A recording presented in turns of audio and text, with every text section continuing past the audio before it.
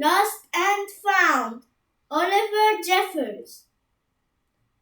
Once there was a boy who found a penguin at his door. The boy didn't know where it had come from, but it began to follow him everywhere. The penguin looked sad and the boy thought it must be lost. So the boy decided to help the penguin find its way home. He checked in the lost and found office, but no one was missing a penguin. He asked some birds if they knew where the penguin came from, but they ignored him. Some birds are like that. The boy asked his duck, but the duck floated away. He didn't know either. That night, the boy couldn't sleep for disappointment. He wanted to help the penguin, but he wasn't sure how. The next morning, he discovered that penguins come from the South Pole. But how could he get there? He ran down to the harbor and asked a big ship to take them to the South Pole. But his voice was much too small to be heard over the ship's horn. Together the boy decided he and the penguin would row to the South Pole. So the boy took his rowboat out and tested it for size and strength. He told stories to the penguin to help pass the time.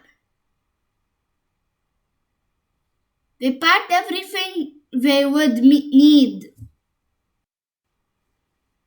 and pushed the rowboat out to sea. They rowed south for many days and many nights. There was lots of time for stories, and the penguin listened to everyone, so the boy would always tell another. They floated through good weather and bad. When the waves were as big as mountains, until finally they came to the South Pole. The boy was delighted, but the penguin said nothing. Suddenly, it looked sad again as the boy helped it out of the boat. Welcome to the South Pole. Then the boy said goodbye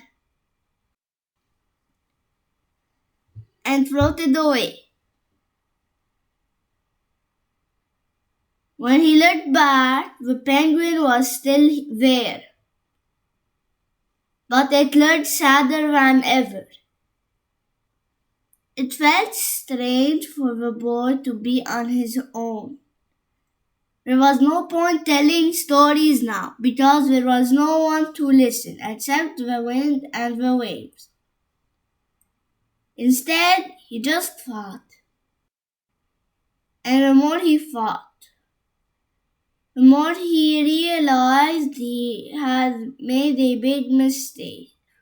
The penguin hadn't been lost, it had just been lonely. Quickly he turned the boat around and rowed back to the South Pole as fast as he could. At last he reached the pole again, but where was the penguin?